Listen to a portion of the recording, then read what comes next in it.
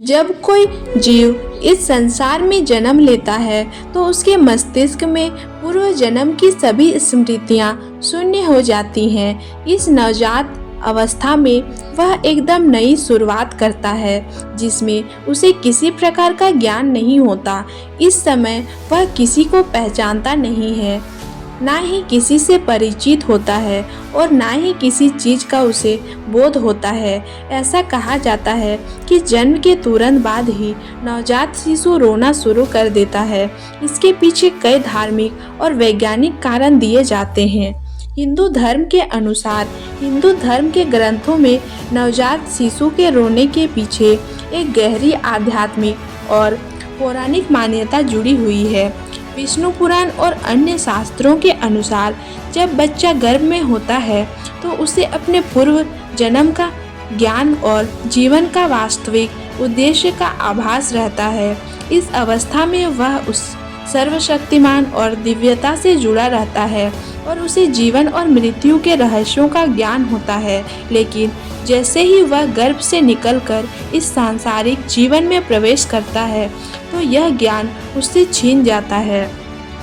यह मान्यता है कि गर्भ में रहते हुए उसे नारायण या किसी देवता द्वारा दिव्य उपदेश मिलता है और उसे यह ज्ञान प्राप्त होता है कि उसे इस संसार में क्या करना है और क्या करना चाहिए।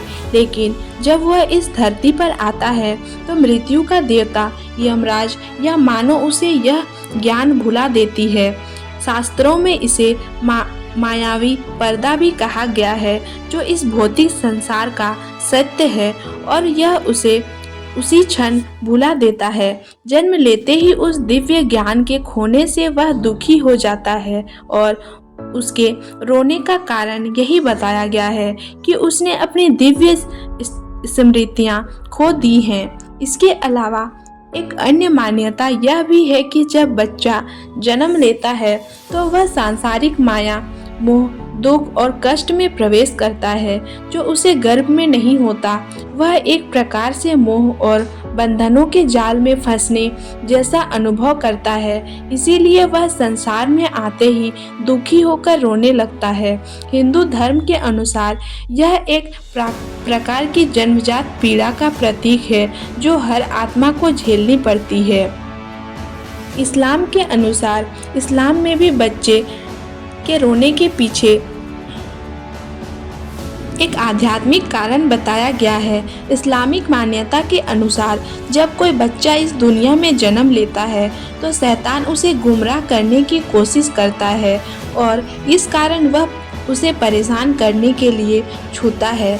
इस्लाम में यह मान्यता है कि जन्म के साथ ही इंसान का इम्तिहान शुरू हो जाता है और यह परीक्षा उसे जीवन भर चलती रहती है। शैतान के छूने से बच्चा रोता है और यह उसके लिए दुनिया की पहली चुनौती मानी जाती है। हदीस के कथन में उल्लेख किया गया है कि हर बच्चा जन्म के समय शैतान के कारण रोता है। यह मान्यता है कि इस बात का प्रतीक है कि इस संसार में बुराई की शक्ति हर इंसान के जन्म के साथ जुड़ जाती है और उसे अपने इरादों से विचलित करने की कोशिश करती है। इसके अलावा इस्लाम में यह भी माना जाता है कि इस धरती पर आते ही वह दुनिया की कठोर सच्चाइयों और कठिनाइयों का आभास करता है जिसे उसने गर्भ में रहते हुए महसूस नहीं किया था। जैन और बौद्ध धर्मों में भी जन्म से जुड़ी एक आध्यात्मिक सोच है जहां आत्मा के संसार में आने को कर्म के बंधनों के रूप में देखा जाता है। जैन दर्शन में यह माना गया है कि जन्म एक आत्मा के पुनर्जन्म का चक्र है जिसमें उसे उसके पूर्व जन्मों के कर्मों के आधार पर नया शरीर और जीवन मिलता है। इस प्रकार का जन्म लेना भी आत्मा के लिए एक प्रकार का बंधन है और यह दुख का कारण बनता है। बौद्ध धर्म में इसे दुख और अज्ञानता का परिणाम माना गया है क्योंकि जन्म जीवन की पीड़ा और कर्म फल के चक्र का हिस्सा होता है। वैज्ञानिक दृष्टिकोण धार्मिक दृष्टिकोणों के अलावा विज्ञान के अनुसार बच्चे का रोना एक शारीरिक प्रक्रिया है। विज्ञान के अनुसार जब बच्चा गर्भ में होता है तो उसे ऑक्सीजन और पोषण गर्भनाल के माध्यम से मिलता है। गर्भ में उसकी श्वसन प्रणाली विकसित नहीं होती क्योंकि उसे श्वास की आवश्यकता नहीं होती, लेकिन जब वह जन्म लेता है तो उसके फेफड़े श्वास लेने के लिए तैयार होते हैं। जन्म के तुरंत बाद बच्चे का रोना एक प्रकार का शारीरिक अनुकूलन है जो उसे श्वास प्रक्रिया में मदद करता है। रोने के साथ वह पहली बार गहरी सांस लेता है, जिससे फेफड़ों में हवा भर जाती है और यह प्रक्रिया उसके फेफड़ों को खोलने का कार्य करती है। डॉक्टरों के अनुसार जन्म के समय रोना बच्चे के स्वास्थ्य के लिए आवश्यक माना जाता है, क्योंकि यह उसके फेफड़ों के सुचारू संचालन के लिए महत्वपूर्ण होता है। इसके अलावा रोना उसकी रक्त संचार प्रणाली को सक्रिय करता है और इस प्रकार यह उसकी शारीरिक आवश्यकता भी है।